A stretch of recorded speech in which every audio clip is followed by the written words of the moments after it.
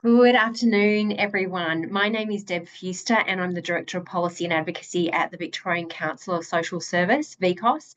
I'd like to start by acknowledging that wherever we are, we all meet on Aboriginal land, and I would like to pay my respects to elders and ancestors, and to any First Nations colleagues on the call today.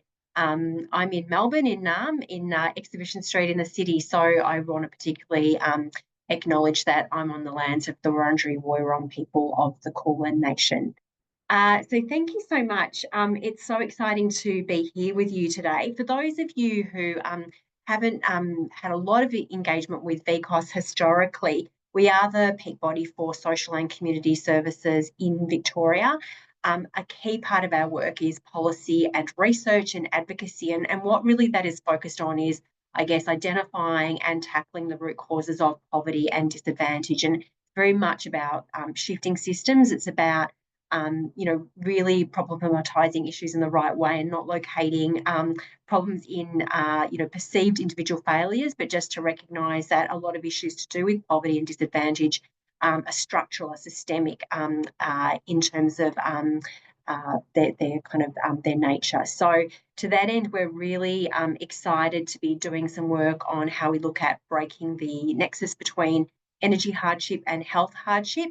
It's sometimes characterised as a bit of a wicked problem. And what we're really looking at is how do we bring energy market actors and health system actors more closely together to work collaboratively on systemic solutions to enable us to break that nexus between energy hardship and health hardship. We're very fortunate to be supported in this work by Energy Consumers Australia. So thank you so much to ECA for enabling a body of research, sector engagement, critical kind of analysis and capability and capacity building to that end.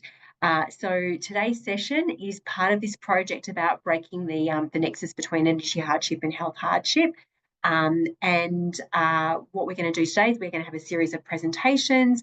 There'll be an opportunity for questions at the end of those two presentations. And so encourage you to kind of use the Q&A chat box throughout the presentations today, and then we'll get to the Q&A session towards the end. We'll have about 10 minutes for that.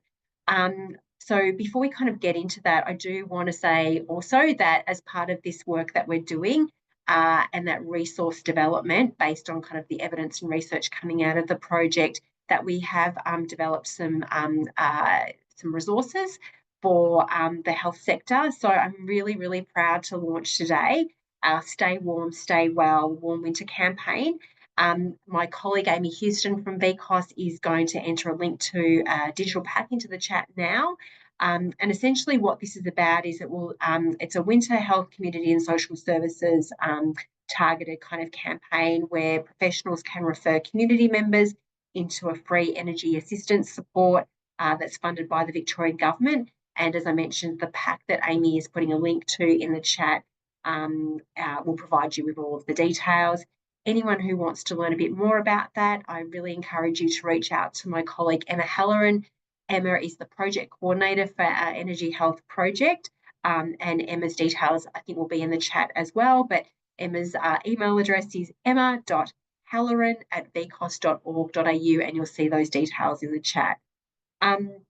So without further ado, I'm going to hand over, I'll introduce our first presenter to talk about warm homes and healthy futures. This is a 25-minute presentation, and today we're joined by Danielle Butler from National Energy Action in the UK. And I'm going to give you a little bit of Danielle's bio, but before I do, what I actually want to say as well is it's actually 6 a.m. or thereabouts in the UK. So Danielle has very generously gotten up very early this morning in the UK to join us, and it's just such a privilege. And you'll see why it's such a privilege when you hear Danielle speak, but also in terms of the bio that I'll kind of step through quickly. So Danielle has a Doctor of Philosophy in Social Policy.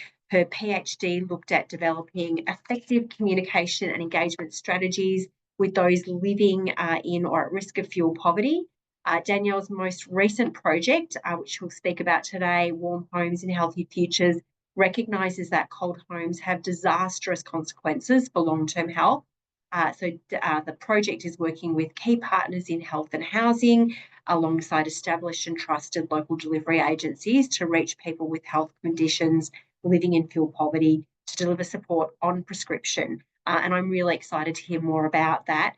Danielle also is a trustee for the Fuel Poverty Research Network and the Essential Services Action Network. So what an eminent speaker, what great expertise Danielle brings to this. I'm going to switch my camera and mic off now, and I'm going to listen deeply to Danielle's presentation. So thank you, Danielle, over to you. Thanks ever so much. What an introduction to kick off at 6 a.m. with. But yeah, no, I'm really, really delighted to speak to you, and just wanted to flag the work with the Fuel Poverty Research Network, and actually one of the trustees that sits with us is Travis Moore, who's based with yourselves over in Melbourne, and got to come over and speak to some of his colleagues working in this space last year, and would be really delighted to kind of keep that conversation going through him. So please do reach out after the presentation. I'll do my best now to share slides and hope that tech doesn't fail on this side. And I hope my PC's had a coffee as well.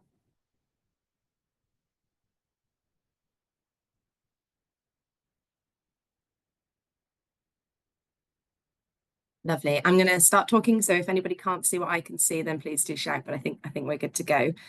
So yeah, fantastic to be joining you all today, and it's sort of an area that I've spent the last 10 to 12 years working on, and really could talk all day. So I'll do my very best to kind of share some details of an exciting program that we're working on at the moment. Introduction there suggests sort of a lot of work around research and policy and advocacy, and that is where I have spent the last handful of years. But actually, in the last couple of years, I've sort of really had a great opportunity to get my teeth stuck into the ops side of this work, and that's kind of my role within Warm Homes Healthy Futures, and really understanding some of the challenges and the key lessons and insights that we can take from frontline delivery, and particularly in this case all around how we can better work with the health and social care sectors and their role in tackling fuel poverty, and our role in tackling health inequalities, and how we can kind of build that shared agenda of working together around that. So just a brief introduction of National Energy Action. So I work for the leading fuel poverty charity in England, Northern Ireland and Wales, but we also work closely with our sister charity, Energy Action Scotland, up in Scotland. So the work that we do covers the whole of that UK base. And we do lots of things that you'd expect a national charity to do, because we kind of have a large remit, but essentially our work sits around direct action to relieve poverty and preserve and protect health in all the work that we do. So whether that's promoting efficient use of energy for low-income and vulnerable households, whether that's providing direct advice and support, and so on, or access to sort of low and no-cost measures. But we also do the sort of the bigger picture, bigger conversation stuff. So we do a lot of work around advancing public education, training, on all aspects around energy use in the home and efficient use of energy, and dealing with crisis as it presents itself. And then work a lot with frontline workers or frontline sectors to provide training, things in the UK called City and Guilds training, which is level 3, and then lots of sort of a really wide suite of additional training around all of the sorts of things that you'd expect to see. So things around energy debt, managing health conditions, and kind of work in that cascade model of providing that expertise at the front line. But we do an awful lot of work around campaign influence as well, to understand how we can take the insights from this day-to-day work and feed that in a bigger level. But simplifying that a bit, sort of everything that we do is around kind of the charities line, time and time again, is what we come back to, is around ensuring that everybody can live in a warm, safe and healthy home. And obviously this work targets a lot of some of the most vulnerable households in the UK, so low income, otherwise vulnerable, thinking around some of those key groups, and I'll talk a little bit more about those as we move on.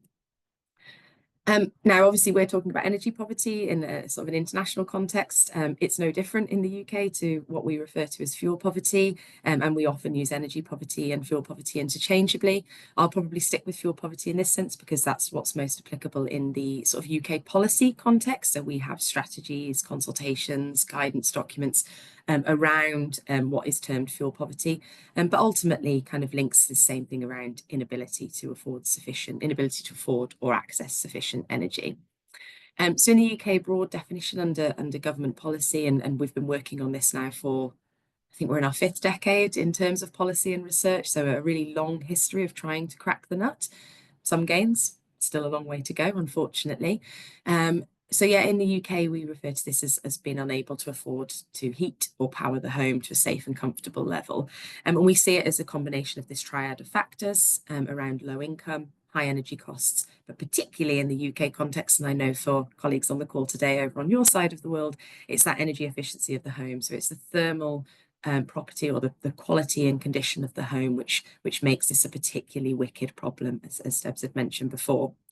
I'm just certainly not going to spend a lot of time going through the very complicated history that we have around measurements and frameworks for understanding how fuel poverty affects people. But currently we use something called the Lilly indicator, which did make some gains on a previous indicator in terms of us being able to reflect on the depth and severity of fuel poverty, because obviously no two households will experience fuel poverty in the same way. But we're currently going through a government consultation to review whether this measurement is still fit for purpose and what something in the future should look like. And there's lots of work that I can share from NEA in terms of our sort of policy positions and our consultation responses if people are interested in that UK context. Just to note, I think important and interesting is that despite the UK being quite small geographically on the map, obviously there's a lot of work going on in this space, and we also have devolved powers across the nation. So it's not even the same picture across the whole of the UK in terms of the scale of the issue, but also in terms of how governments respond to it. And within that, obviously, as you'd expect, some are doing much better than others in certain ways, particularly around delivering measures, grants, programmes, and tackling health within that. Obviously, within that context as well, and probably one of the main drivers for having devolved approaches in the UK is that the housing quality is dramatically different, but also the sort of thermal weather type changes that households face up in the north of Scotland is a very, very different climate to those living on the coast in the south, and some of the challenges that come with that in terms of impact on housing. In the UK, so we know, as is in much of the world, you know, obviously we're flipping around and we're just about to enter some of those warmer weeks, whereas you guys are kind of winding down from your hot summer. But we know sort of some of those vulnerable groups are more affected by the quality of the home that they're living in. And it affects vulnerable groups sort of really disproportionately. So when you look at sort of 1 in 10 in the UK, National Energy Action estimate around 6 million people living in fuel poverty across the UK. Government statistics would say somewhere between 1 in 10 and 1 in 8 are living in or at risk of fuel poverty, whereas we know that among some of those most vulnerable groups, this can rise to 1 in 3, 1 in 2 in some geographical areas where you're laying that over. So who are some of the most vulnerable groups in the UK context? So we know older people and younger people. So families with children and babies and children under 5, and those over 65 are particularly affected. In the UK, among older households, particularly where the situation might, older people might find themselves in a situation where they are maybe asset rich but cash poor, so really unable to kind of mobilise or do anything different with the property that they're living in, kind of stuck in a cycle of that situation, as well as a worsening health overall and other things that we know have a huge role to play, things like social isolation. And we know that around 16% of older households in the UK are suffering, but this rises to sort of over 1 in 3 of those being at the sharpest end of this. So I talked about the depth of fuel poverty before. Similarly, just over 1 in 10 households without children in are at risk of living in fuel poverty. This rises to nearly 1 in 5 when we look at households with those with the youngest, and some other key groups within there. Much of the work that I've been doing over the last couple of years, I mean, maybe 5 or 6 years, but over the last couple of years with Warm Homes, Healthy Futures is particularly focused around on those with health conditions and disabilities. National Energy Action's been around for 45 years in the next few months, so really long time we've been doing the work that we have, and kind of through that over all of these years has been embedded this work around the importance of foregrounding and centering on the importance of thinking about health and well-being in the context of tackling fuel poverty. And we're in a really great place now in terms of the potential to mobilise policy and frontline delivery around these two spaces, and probably have a health sector that's more engaged than ever before, but still has a really long way to go. So why is this important, I guess, in the context of that? So obviously we know that we have key vulnerable groups. More than half of those in fuel poverty are living with one or more, often more than one, health condition. And this is a really complex interplay of sort of managing day-to-day life. And we also know that fuel poverty rates are 60% higher, so quite significantly higher for those where a disabled resident is living within the home. And some health conditions, some of that sort of health-related shock can be really, really severe, when we know we have up to a doubling, in some cases trebling, with terminal diagnosis with energy bills, particularly around cancer diagnosis or something that affects respiratory. I know that we've done work in the UK with other major charities like Kidney Care UK and Macmillan, our cancer charity, to understand sort of the significant hardship that's faced after a traumatic health diagnosis. And anybody working on housing and health on the call today will know some of the sort of direct and indirect impacts that living in a cold, damp, or poor quality home can have.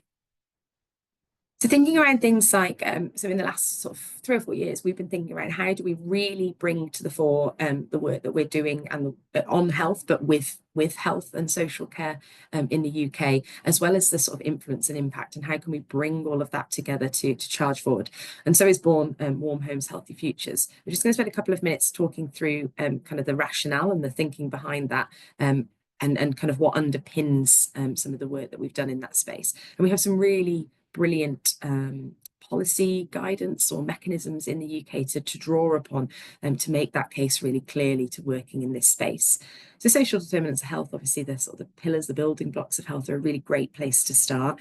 We understand these obviously as the non-medical factors that influence our health and well-being, the conditions in which we're born, grow, live, work, and age, and particularly thinking around the conditions in which we live. We know that housing is a major building block in that, and we work closely with other organisations in the UK to kind of amplify the what that needs to be done and the what that's being done, and kind of how that sits on the UK context. But thinking around the implications that this has for other spaces in terms of thinking about social determinants of health, so access to healthcare, education, all of these things are fundamentally affected by the quality of the home. But when we talk about the quality of the home, often we are talking about access to a condition which can keep us warm, safe, and comfortable, or cool in other climates, of course. And within the social determinants of how we understand health inequalities within that, we'll be aware of this, or put simply, postcode has as much of an influence on our health as our genetic code can. And so we need to think about these determinants carefully. And we kind of started from that place in early conversations around this, and thinking about the partnerships that we already had. A particular model that's of use and we draw upon in this particular programme is around core 20+5, and this I'm happy to sort of share more details of this, anybody interested in drilling into the detail, but this is a really good framework for having those conversations, for targeting that support. It's an NHS England approach, and it essentially does what it says on the tin.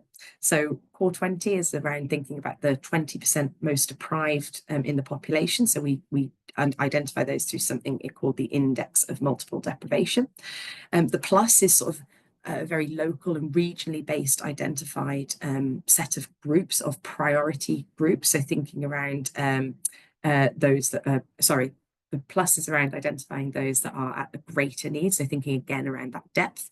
And then the 5 is around thinking around some of those clinical areas of priority. And as you can see from the ones that they're working with at the moment, other than smoking cessation, actually majority of these are significantly impacted by the quality of our home. Another one worth mentioning that is mandatory in England and highly accepted and utilised in the other nations in the UK is something called the NICE guidelines, particularly NG6. This is something published by the National Institute for Health and Care Excellence, and obviously again does what's on the slide. So it's about reducing those health risks of cold homes. This guidance doc is incredibly sort of clear and useful. It's really easy to kind of understand the different ways in which the information in it might be mobilized, particularly around the different audiences that can make use of it and how. So it's kind of across the board. It treats everybody as having a role to play in this: local authorities, health and social care commissioners, housing providers, energy advice services like ourselves, and sets out a set of recommendations around identifying people at risk, making referrals, the importance of that from health and social care settings, which is what Warm Homes, Healthy Futures has done, and around coordinating services and training frontline professionals. So why do we need a programme in terms of thinking around health? Well, the problem hasn't got any better, sadly, in the last 10 to 15 years when we have had some significant policy in place. So in 2011, the Institute for Health Equity under Professor Sir Michael Marmot produced a sort of a pivotal document and publication in this area to drive forward, to catalogue what we know about health and housing and to drive forward that work.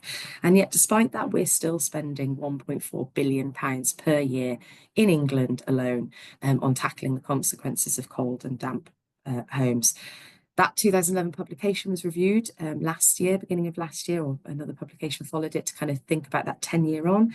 Despite a decade of quite substantial activity in terms of progress against energy efficiency works, we're still in a very dire situation, and actually very little progress in terms of the numbers living in this situation and with health consequences has seen very little change. And we expect that to worsen as we see the implications of COVID lockdown crisis and cost of living and energy crisis that we've endured over the last couple of years.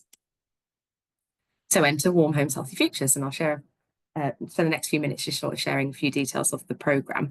So Warm Homes, Healthy Futures is our flagship health programme. It's what we're mobilising much of our health focus work through. We do a lot of work on health, as I've mentioned, but this is our single largest programme in kind of bringing that work together.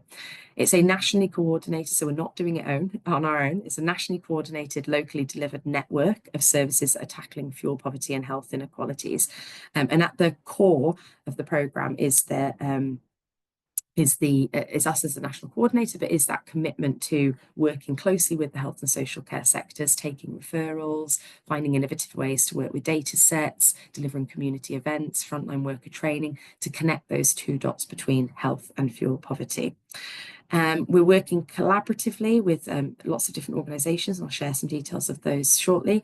And the programme in its current form will be delivered until March 2026. It's been live since last year, and we'll reach some 30-odd thousand people through those different activities, and we're sort of well into that already. So where are we at the moment? So we, I think the Google map, as is ever, every day is outdated, but on the right just gives you a bit of an indication of the spread of delivery and how the network is set up. So we're currently working with 20 contracted delivery partners, as well as ourselves, to deliver this package of support to reach households with health conditions and disabilities. And at the moment, this slide says over 50 active referral partners, but I think it tipped over 60 when I was looking at the data set yesterday. So kind of 60 different parts of the health and social care system in England, Wales and Scotland engaged, and that includes just the ones you might expect to see, GPs, social prescribers and so on, but also other key actors that are maybe have been less well engaged in this space. So I know that we have discharge teams from psychiatric hospitals, community pharmacists in rural spaces, talking therapy teams in some sort of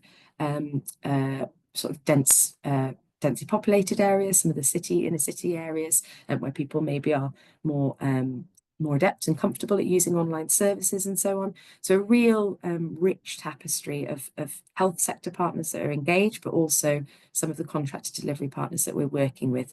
The reason for contracting out some of that delivery is a real commitment to value local, trusted, sort of well-trusted, well-embedded support in local areas. We're a national agency. We can and do support thousands of people each year, but sometimes that local embedded sort of rich knowledge of where you're working is critical. And so it was really important that we were working in partnership with agencies like that.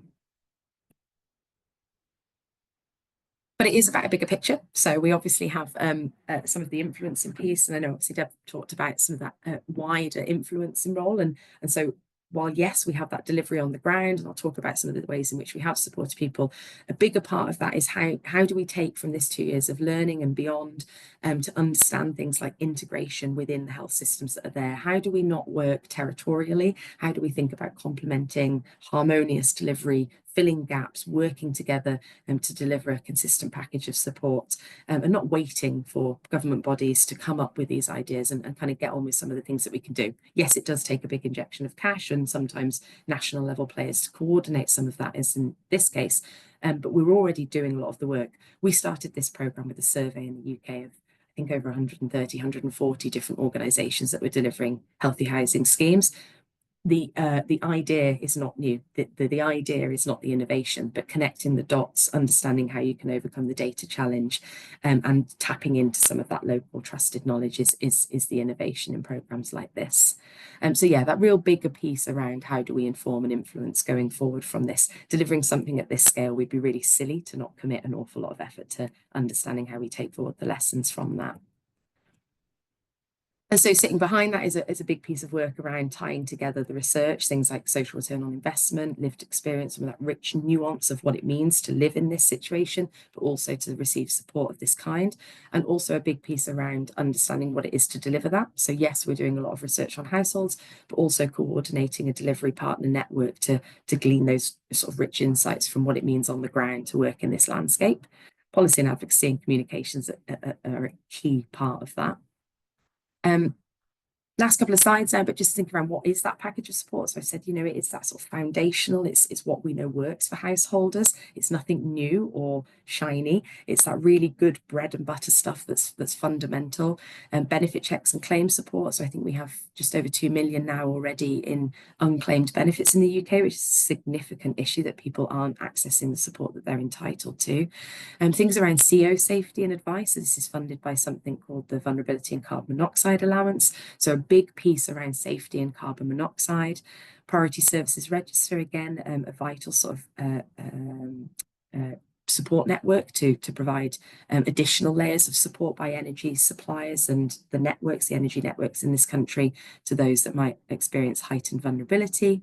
In terms of communities, events, and then as I've mentioned a couple of times, sort of training frontline professionals who are out in the world to not just deliver this support, because we have organisations set up to do that, but to identify where support might be needed and to think about avenues for making referrals onwards. Snapshot of where we're at so far. So this is from the first full quarter of delivery. So I mentioned £2 million in unclaimed benefits, more than 300 professionals trained, giving out a lot of CO alarms and CO safety leaflets. Several thousand people supported now by this and our partners. And seeing sort of really great insights from those that have been surveyed coming back to us. So you're never going to solve it with advice alone. We do need to improve the quality of the home, but often one of the sort of pivotal ways of getting through the front door, building that trust, dealing with the crisis in hand before you can have some of those conversations about the less burning priorities to vulnerable households around home improvements. So we know that there is some improvement around feeling better able to stay warm, safe and well, and seeing sort of an easing on being able to manage health conditions day to day. Which is really great and what we'd like to see, and we're sort of really keen to follow this closely as we go through. But this is what it's all about, some of that, the storytelling, some of the narrative that we can get to now by being able to speak to people a little while after they've had support, and really looking forward, and we'll be happy to come back and speak at a future event around some of that rich qualitative insight down the line. But essentially, yeah, we're coming out of a winter here.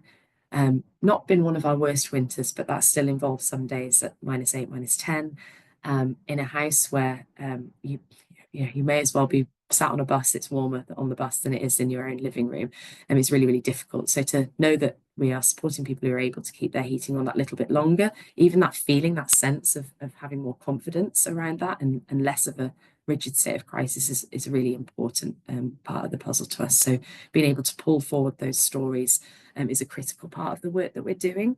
And I'll leave us with this. So this is one of the ways in which we collect and collate some of the stories across all of our delivery, but also in Warm Homes, Healthy Futures. And we have something called the Lived Experience Library, where we can sort of cross-reference the different ways in which we've supported people and bring to the fore some of those rich case studies.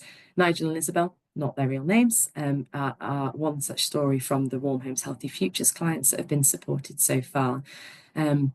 And actually, sadly, a fairly typical story. So retired couple, Nigel had been diagnosed with terminal cancer. Isabel had become his full-time carer, really keen to keep that dignity of managing health in the home, and being able to do so in a calm and comfortable way. As we know from research in the UK context, terminal cancer diagnosis, I think it's somewhere between £500 and £600 increase in your energy bills. So a real significant point of hardship. I think their diagnosis had come just before the winter period as well. And after being referred by a cancer care nurse, we were able to pick up that package of support. do a health check that the energy sort of bills and systems were set up in place, and that we were able to reduce some of the payments or some of the outgoings, as well as increase income through benefit checks and entitlement, and tap into another version of on-prescription support. So as will be sort of the case for anybody working on the front line, yes, there is that package of support on the front line, but being able to connect the dots between other services and scheme, and kind of this web of support behind the scenes that the householder isn't aware of. And this is one of those cases where we were able to do that, to tap into something called warm home prescription, which is a bill credit, so a direct payment towards the energy bill to kind of alleviate some of those pressures during moments of crisis. So that's just kind of pulling forward one of those stories in particular. And I'll stop there, hopefully not too far over, I think just about time, but thank you so much for letting me come and speak to you about the programme today. Would be happy to pick the conversation up with anybody on the call who's interested, and look forward to answering some questions after the two presentations. So thank you. Fantastic. Thank you so much, Danielle. So much rich content in there. I was madly scribbling notes throughout your presentation, and I know there'll be lots of curiosity and questions that are coming through. So just a reminder to put any questions you've got in that Q&A box. I know there is a chat function in Zoom as well, but encourage you to put those questions in the Q&A chat so that we can easily pick those up. And we'll first listen to a presentation from colleagues at Brotherhood of St Laurence before we go to the kind of panel Q&A. So I'm now going to introduce, as I said, colleagues from the Brotherhood of St Laurence. So we have Damian Sullivan and we have Dr. Victoria Johnson. Damian Sullivan is Principal of Climate Change and Energy at Brotherhood of St Laurence, where he has successfully overseen policy advocacy, so many innovative pilots focused on advancing energy affordability, energy efficiency and climate solutions. And Damian really does have a very strong commitment, as do all at Brotherhood of St Laurence, to achieving socially and environmentally just outcomes. Damian co-designed and oversees the Climate Safe Homes pilot, which we're going to hear about more today. Damian is joined, as I said, by Dr. Victoria Johnson, who leads the Brotherhood's Climate Safe Homes pilot. Victoria holds a doctorate in social work and engineering from Monash University and a Masters of Social Work from the University of Melbourne. And Victoria's current work focuses on interrelated factors of poor residential energy efficiency, health issues and energy-related hardships. So again, what a rich pool of talent that we've got here, looking at this issue of the nexus between energy hardship and health hardship and how we break that. So over to you, Damian, and I know that Victoria will also then join you for the back half of your presentation as well. So again, I'll switch my camera off, put myself on mute, and I'll rejoin you at the end of Damian and Victoria's presentation for our Q&A. Thank you. Thanks so much, Deb, and thanks, VCOS, for the invitation to speak today. It was a real pleasure to follow Danielle, and her presentation really showed why National Energy Action have been such a leader, both in the UK and globally, on addressing fuel poverty. We've really taken a lot of inspiration from their work here at the Brotherhood of St Laurence, as I know other people in Australia have. We're just about to share my screen. And I'd just like to start by echoing Deb's acknowledgement of country, and we're coming to you today from the unceded lands of the Wurundjeri people of the Kulin Nation. So we're talking about our Climate Safe Homes program, which is a home energy upgrade and advice program supporting with people with temperature-affected chronic health issues or disability to live in a healthier, more energy-efficient home that's warmer in winter and cooler in summer. It also aims to lower energy bills, keep CO2 emissions down, and improve participants' preparedness for heat or cold. Climate Safe Homes provides participating households with energy advice and support, including subsidies for upgrades like reverse cycle air conditioning for heating and cooling, rooftop solar and ceiling insulation. We've had a great team working on this program, including Victoria and a number of staff, Anna, who's on the call today, I think, and a number of staff who have left the BSL now, but who have made a real contribution. I'd also like to acknowledge the great support of Lord Mayor's Charitable Foundation and our other partners, Schneider Electric Foundation, Hanson Little Foundation, and Hector Pride, as well as AGL and a number of local councils who have been involved. Just to give a bit of background on the program, Climate Safe Homes arose some years ago through engagement and collaboration with Lord Mayor's Charitable Foundation. With them, we got into a conversation and investigated scalable opportunities to have a greater impact on the wellbeing of those facing energy poverty here in Australia through home energy upgrades. We reviewed the literature and spoke to several leading policy and program practitioners, and unfortunately identified many gaps and opportunities here in Australia. As we sought to identify an area of focus, some key considerations included climate change and the increasing and more intense heat waves expected and we were experiencing in southeastern Australia, rising and prolonged energy hardship, high levels of people struggling to pay their energy bills, also people who are restricting their consumption to the detriment of their health and wellbeing, and inefficient homes and appliances and poor quality dwellings, particularly for those on low incomes and renters. And one of the areas that really stood out was the intersection of health, housing quality, and energy poverty. We know this is causing detriment to the health, both in winter and summer, wellbeing and financial security of many Australians, along with harming our climate. People with chronic health challenges living on low incomes in inefficient homes are some of the most vulnerable. We identified substantial gaps in existing program and policy offerings, particularly in terms of any sort of upgrades, and saw real opportunities, as other haves, to get significant benefits by focusing our efforts on people with chronic health issues and disability. We wanted to build on, but not duplicate, some great work that had started or been completed here in Victoria, such as the Healthy Homes pilot that Sustainability Victoria were running, and Climate Safe Rooms. Some of the differences in our approach is we emphasise really focusing on some different recruitment channels, tight eligibility requirements to people with high health or disability needs that could benefit from these types of upgrades, trialling a smaller number of high impact upgrades, and placing emphasis on the household's understanding of their need rather than, say, an external energy efficiency advisor. And from that, a pilot project, Climate Safe Homes, was born, which is a home energy upgrade project for people with chronic health issues or disability. I've covered most of those points already, but just to reiterate, it provides advice and support, as well as assistance and subsidies for installing reverse cycle air conditioning for heating and cooling, rooftop solar and ceiling insulation. I'll hand over to Victoria now to continue on.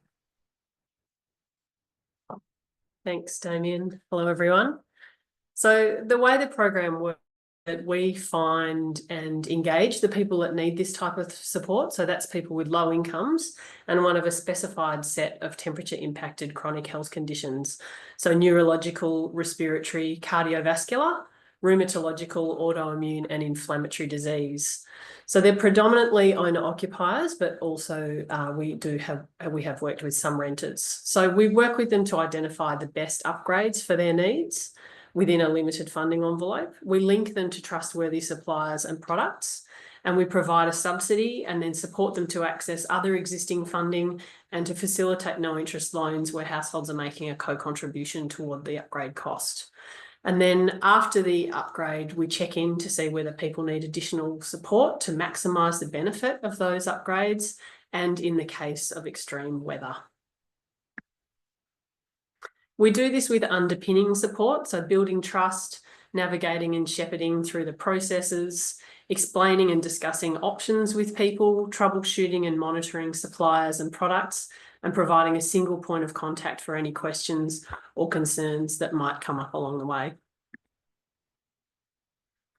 So to the end of April, Climate Safe Homes has completed upgrades in 94 homes with a mix of solar, reverse cycle and ceiling insulation. And I'll introduce you to some of the people that made upgrades to their homes to provide examples of some of the outcomes of the pilot. And a shout out here to Anna Semmons, who's here in the audience, and Vanessa for the great work they've done with these households and for providing information for these stories. So Geraldine, a previous BSL Energy Program participant, was limiting her use of the reverse cycle and air purifier that she needs to better manage her asthma, especially during thunderstorm asthma events.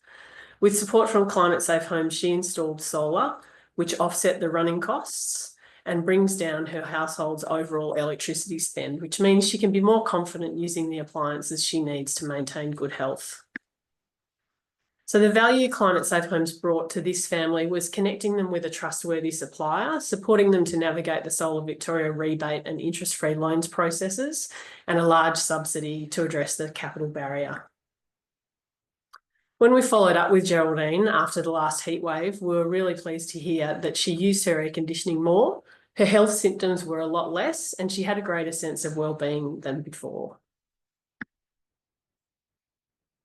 So last year, feeling unwell during a heat wave, Reg, who has a neurological condition impacted by heat, lowered himself to the wooden floor for a cool spot and unfortunately was unable to get up again to seek help. He was there for 3 days before admission to hospital, where he was weeks.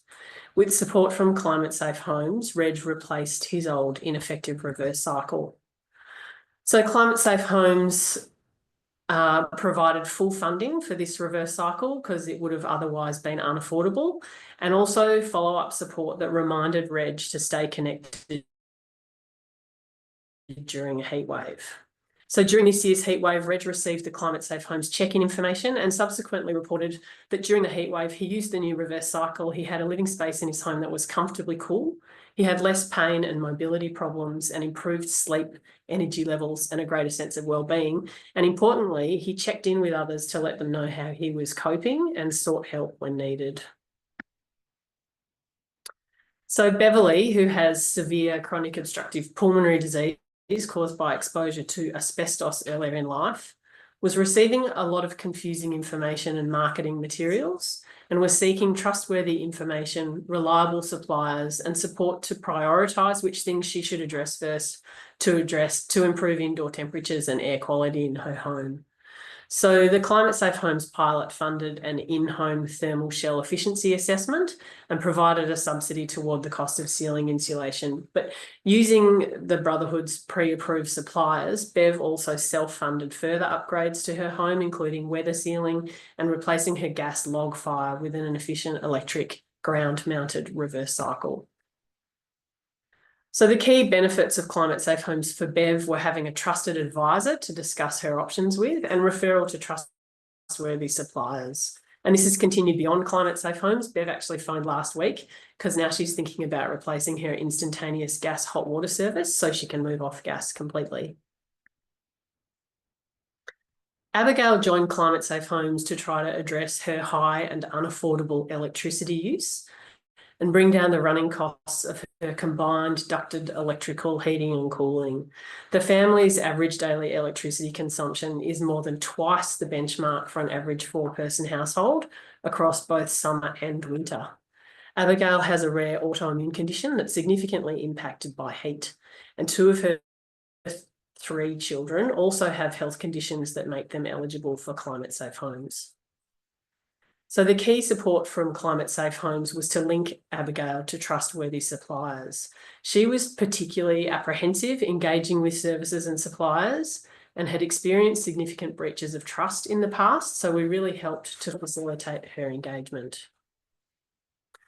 With access to existing rebates, the Climate Safe Homes subsidy and a personal co-contribution using the Solar Victoria interest-free loan, Abigail installed a solar system that will significantly offset her electricity use and lead to an estimated annual dollars. So I'll pass back to Damian now to discuss scalability considerations.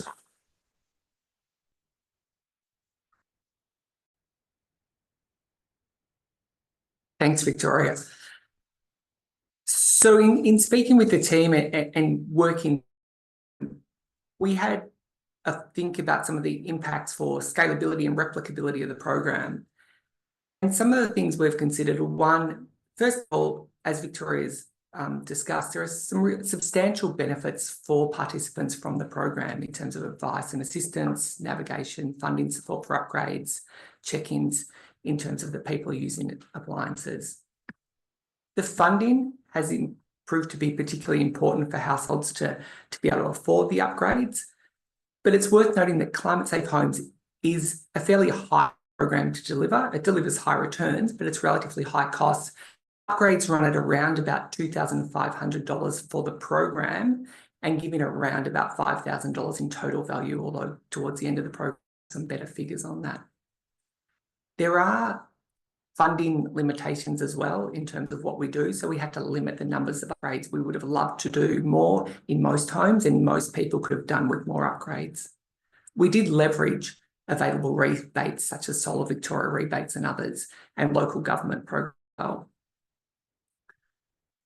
Another consideration is whether a program like this, if it was scaled, should be standalone, as in the UK case, or part of a dedicated program. The enabling or backbone infrastructure and systems, people, supplies is critical, but quite expensive to set up. And there's a real question about how that is the best way to do this, either dedicated or standalone. Dedicated or, as part of a larger program. There's a question about recruitment through health services or other trusted pathways. We were really keen to recruit through health services. We did find them very stretched and busy. We had some really positive interactions along the way, but their capacity to give attention to the program was difficult given their other priorities as well. Many of the people who were recruited through health services had very high needs, which meant we were reaching the right people, but the search costs were significantly higher. Other approaches, like the medical cooling concession, reached more people. However, some of them may have had a bit more capability to do some of the work themselves. Trusted pathways, like local councils, the BSL, and lived experience champions provided real value where they existed. There are also some questions around the depth of the intervention versus the number of people we support. We had real questions about, should we keep trying to reach our total numbers, which our target is 125, or go deeper in a smaller number of households?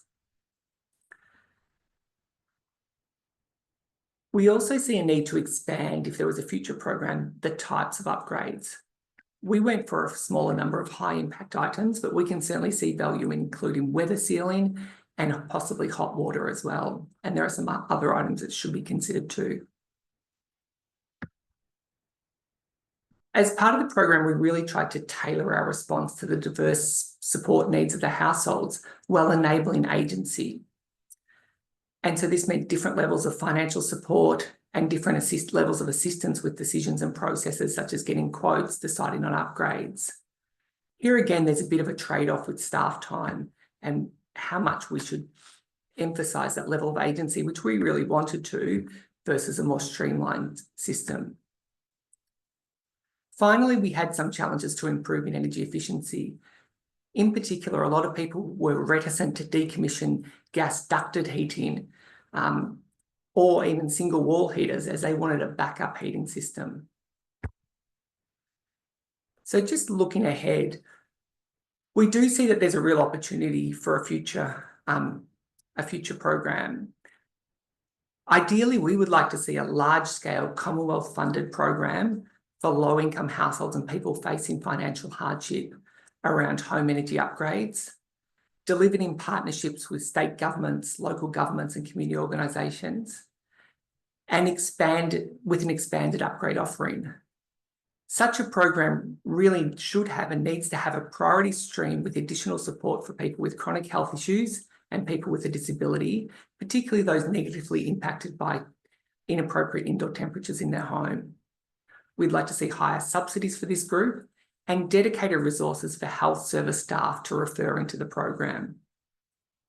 And finally, we really do have a good opportunity on this front now with a new government in place, and the energy around electrification and energy efficiency and the gap and need in this space. So thank you very much. Thank you so much. It's good to hear again. Thank you so much, Damian and Victoria. And I'm going to welcome Danielle back onto our panel as well. So Danielle, if you'd like to switch on your camera, and I know Victoria, you're there with Damian as well. So thank you so much. Danielle, there's lots of questions coming through for you, and also we'll throw some to you as well, Damian and Victoria. And also just feel free to jump into anything that I'm asking Danielle that might have some kind of resonance, or that you might have something to kind of add to from a Victorian or Australian perspective as well, Damian and Victoria. But Danielle, to start with, and this is a very specific question to National Energy Action. Question is what's being done to ensure consistency in the quality of the advice and support, as well as ensure appropriate tailoring of advice for individuals across the multiple delivery partners in terms of the initiative that you described? And does National Energy Action have a specific role in that, in terms of that, I guess, quality overlay?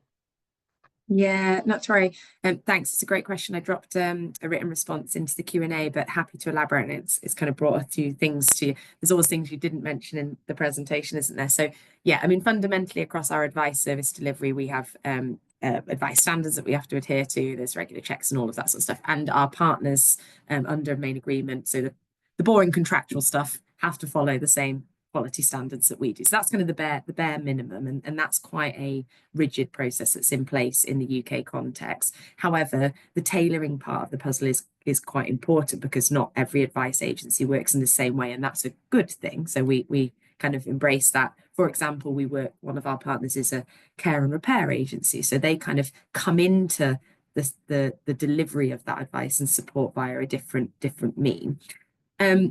One thing that I kind of maybe didn't go into as much detail was around how those partnerships have been set up. So this isn't a self-referral program. This isn't an open to all program. So where I showed the map and we're working in very different areas, the difference here, because we have our generalist advice service, so we can provide that open portal of making a referral for yourself or refer your patient here via our website or a telephone service and so on.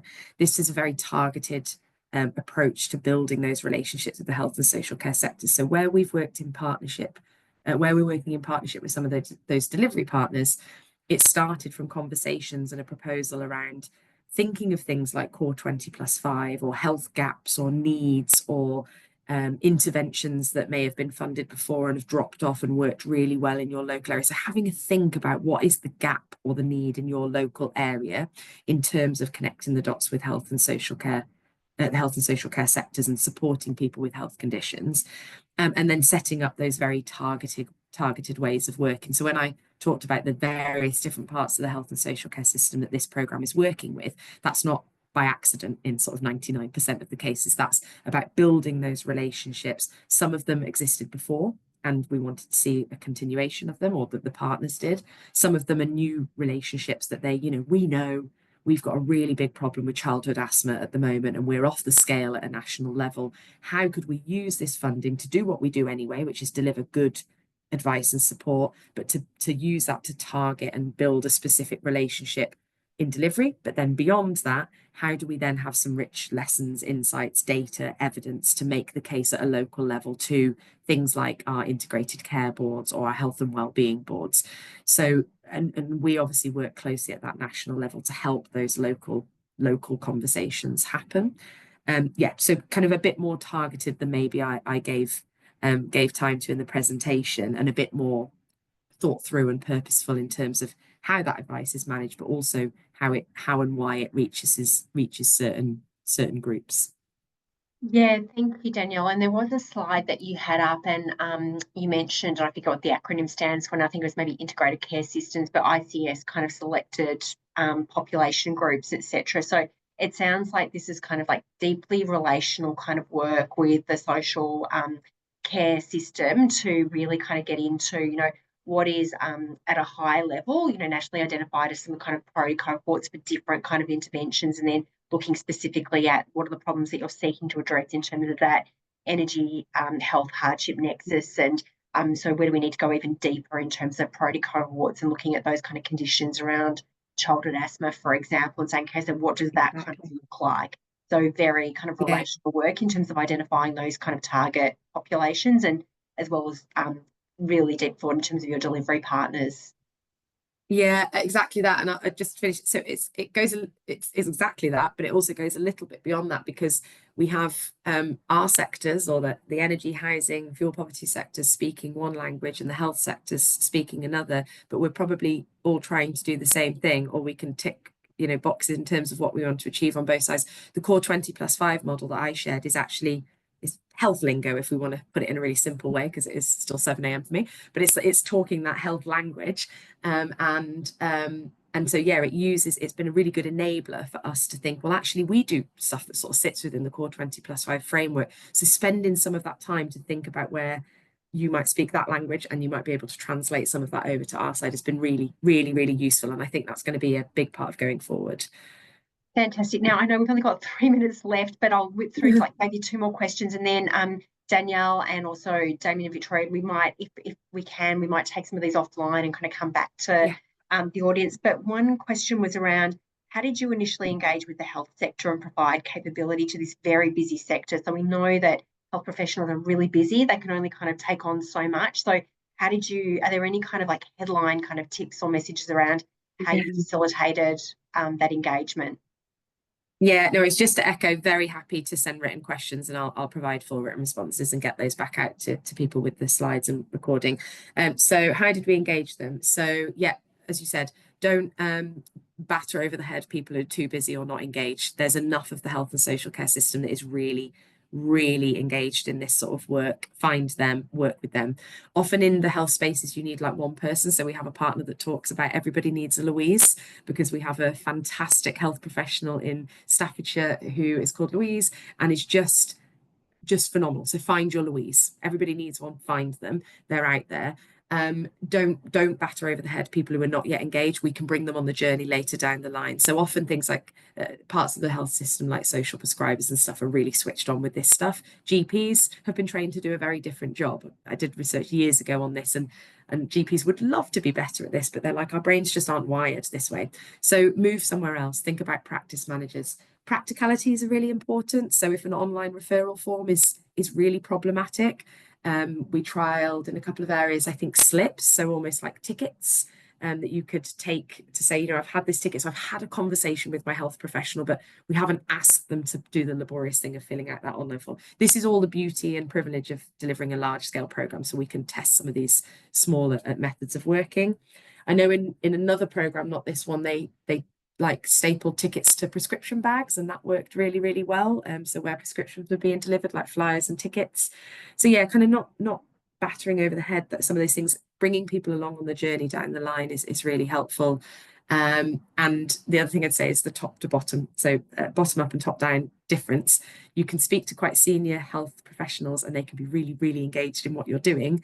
Often when you leave them to go away, that doesn't trickle down to anything happening. So there's the power in finding people bottom up as well, speaking to those on the ground. Often it's not for all the will in the world, it's not your director of public health or so on that's going to be the game changer here in the immediate sense in terms of the doing. But yeah, all are important. Thank you. Now we're right on time. So what we'll do is we'll kind of come back to people out of session. Thank you so much, Danielle, for offering to kind of help us with answers to questions. Damian and Victoria, there was one specific to you, and I might be a bit facetious in attempting it to answer for you, but it was the question is, what would be something the returned federal government might do as soon as possible to scale up the Brotherhood of St Laurence program? I was just going to say, Damian and Victoria, chuck you some money, but do you have a more sophisticated response than that? I think in seeing some of Danielle's work, we'd love that. But the kind of ecosystem support that's out there, there's quite a sophisticated system in Australia that could be leveraged. And so having a large-scale program, but you leveraging that ecosystem that's out there, organisations like ourselves, but local councils and others as well, I think that the federal government could quickly start to do something in this space, which could be really powerful. Fantastic. Now, I'm so sorry that we didn't get to all the questions. We will return to some of them, as I said, out of session. We'll email the responses to everyone, including a recording and transcript of today's event. But I know there were questions around like social return on investment, for example, how the work is like funded, Danielle. So we will come back to you. I do want to just say thank you to our wonderful speakers, Danielle Butler, Damian Sullivan, Dr. Victoria Johnson. So much that we got from today's session. Thanks again to the VCOS team as well, Emma Halloran, our project coordinator, Amy Houston, who's our tech wizard behind the scenes, our communications and events officer, and again, a massive thank you to Energy Consumers Australia. We couldn't do this work without ECA support, so very grateful for that. Just a reminder to view the Stay Warm, Stay Well Warm Winter Pack. The link is in the chat. And we've also got an evaluation link in the chat as well. We're really kind of keen to get your feedback on how you found today's session, any ideas that you've got for future webinars and things like that would be really great for us so that we can ensure that we're delivering what you kind of are interested in, what you need. And enjoy the afternoon, everyone. And Danielle, I hope you can get back to bed and maybe have another hour or two of sleep before you get on with your day, but probably you're getting ready to go to work. So thank you so much for getting up so early for us. Thanks, everyone, and see you again next time. Bye.